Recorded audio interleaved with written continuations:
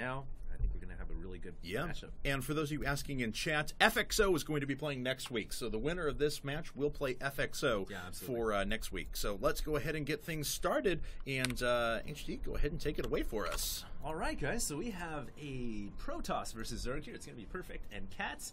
And Perfect is going to be the dark green Protoss at the top. And good old classic map, Metalopolis, already has my heart warming up because I love seeing games on Metal, even though it's now extinct. And down on the bottom, 6 o'clock, we have, as you put it, the original Zerg player, compLexity CatZ. There we are. So, like as we were mentioning, or we tried to mention before, we actually don't know if this was part of the technical difficulties part or not. And whoa, wait a second, CatZ, you cheeky fellow, you 7 pool. But we want to say that it is original. There you go. We want to say that these two teams, Reign and compLexity, did absorb most of the Root players whenever Root split. So there's a very strong possibility that we're going to see some former Root players squaring off against each other today. I think it's going to make for some exciting matches. Oh, absolutely. We'll see what players play up against what players. It all obviously depends on the management and what player they decide to throw up. Once again, this team-based format goes as follows. It is a 1v1 based system, and whenever a player loses, they are knocked out. Their team has to send the next player up, and whatever team has no players standing loses. That is true, and there's no aces, no recalls, no nothing. You're in until you lose, and then you are out of the tournament. So, here we are. CatZ is scouted. Perfect knows the early pool is up. He knows what's coming. He also knows, well, I guess I should say CatZ knows that there is no opponent over close positions by air, so he knows right where his opponent is. Perfect probably going to respond with a forge here, would imagine, in a second, and a complete wall, although we'll find out momentarily. Bout has that 150... Or I'm sorry, I was looking at CatZ resources there. My apologies. He's going to build that up here for just a second and should be able to put that in place. But our first Zerglings are making their way across the map. Yeah, they are making their way across the map right now. I think Perfect will just go with the Cybernetics core at the front because you saw that he threw that pylon up. Traditionally, you don't get that pylon there. You usually get a Zealot to block that area off. But I think he's just going to wall this off the Cyber Core. Yes, he will. So that Cyber Core, Gateway, and Pylon combination should... Oh, he gets through. Misread of the Tetris there. Yeah, and CatZ does make his way in. How many probes are Perfect going to lose? Looks like he's already lost 2. And he does mitigate the damage a little bit as a Zealot comes in, but those Zerglings are still alive and kicking and looking to take a couple more kills with them. Yeah, CatZ is going to get in here. I mean, he's got 4 or so Zerglings inside the main. This is a very annoying situation for Perfect because he's got to leave the Zealot to follow those Zerglings around. He's got to pull probes off the mineral line when they're attacked, and not only that, he's got to worry about the possibility of more units streaming in through that hole at his front door. And what a blunder by Perfect, because he saw the 6 pool or the 7 pool and he didn't react accordingly. And let's actually take a look at the economic difference between the two players as CatZ has started to catch up. He's still backed by 3 workers though, and Perfect never did drop down the forge, so his tech is still progressing fairly normally, and if he's able to stop the rest of the damage, he'll at least be on equal terms with his opponent. Oh, and indeed he is going to make his way down, actually doesn't lose another probe there. It survives, however, barely. Looks like the Zealot's going to be able to chase the rest of those off. CatZ is doing such a great job right here, controlling the Zerglings all the while macroing back at home. You notice a lot of times players will, pay attention to only the Zerglings or their macro, but he's doing both things at once, a hallmark of any good player.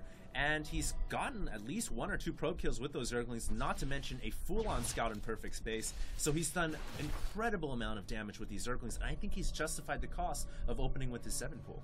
And let's see here, Perfect is going to make his way out now. He's maybe try and the gold as well. This is fun. I guess maybe CatZ decided that he didn't do as much damage as he wants. He wants to try and really go for an economic advantage. And it is, though. I mean, when you get a game with compLexity CatZ, you never know what you're going to get. It could be anything from 1 base infestor to super ridiculous proxy hatch followed up by Nidus play. You never know. And that's what makes this match so fun. However, Perfect is aware of this, has a couple of Zealots here. It looks like CatZ is going to try and respond, but those 4 Zerglings aren't going to cut it. Well, he does have 4 more Zerglings on the way right now. I don't know if he's going to have enough to deal with this. However, he's letting that hatchery stay up to buy time for his units. Now he is going to engage.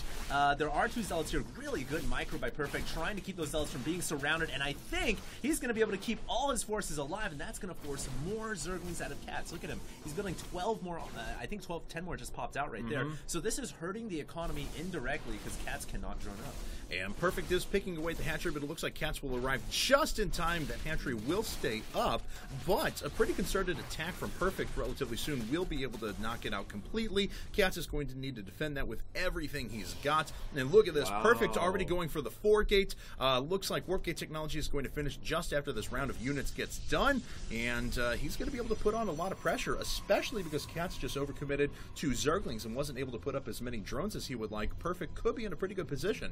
Well, the thing is, CatZ, since he has so many Zerglings on the map, he may be well equipped to deal with the 4-gate himself, especially since he's got speed coming. It's about halfway complete. So he's going to have a lot of lings on the map, and by looking at the production tab, just by judging from that, it doesn't look like he's droning up. This gold hatch may in fact have been a diversion, because it seems like we may be seeing a Baneling buzz coming from CatZ. He's producing all lings right now, except for that one drone. Forget that guy, that mutated the wrong way. So he's got a whole bunch of lings, speed, and Baneling that's coming down, and I think he's going to go for a Baneling dust.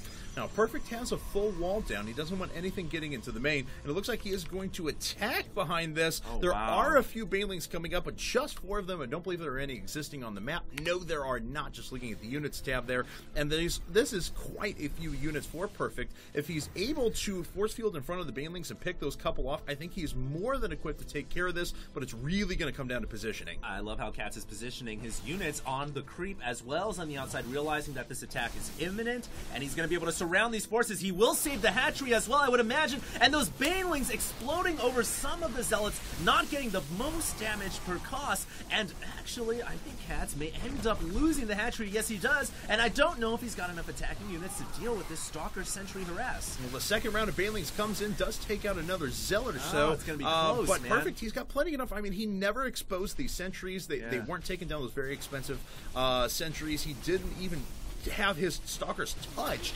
I mean, he did as well of an attack as you could have possibly hoped for. Looks like CatZ is going to swing around, but Perfect is in a great spot. Yeah, now I know this gold hatchery was mainly used to serve as a diversion. He wanted Perfect to see it. That's why he placed it there in vision of the Xel'Naga Towers, and he wanted to go for that kind of Baneling buzz, early aggression, but losing that hatchery is still very, very painful. And look at this, he's not able to get his lings inside the main. Really smart by Perfect, throwing up the pylon to prevent the lings turning in. But what I wanted to mention is CatZ losing that hatchery, despite it being a diversionary style hatch, it still hurts a lot, because now you look at it, it's a one base situation, and CatZ can't send drones over to that gold, so now he's going to lose a lot in his main. Yeah, he's got a couple of spy crawlers coming up, so his economy is almost nothing at the moment. Looks like, oh god, Perfect makes his way in, picks off the queen right away. Banelings do a little bit of damage, but these spy crawlers aren't even up yet. They're going to fall before they even take out a couple of units. There we go. Last spine crawler does get transfused, but that's only a temporary band-aid, and it does fall. The rest of the Zerglings are going to go down as well. Just drones left for CatZ, and I think he is going to have to tap out. I think he will have to tap out. compLexity not going to be too happy with the results of the first game. Perfect showing why he's the perfect Protoss, able to deal with the situation accordingly.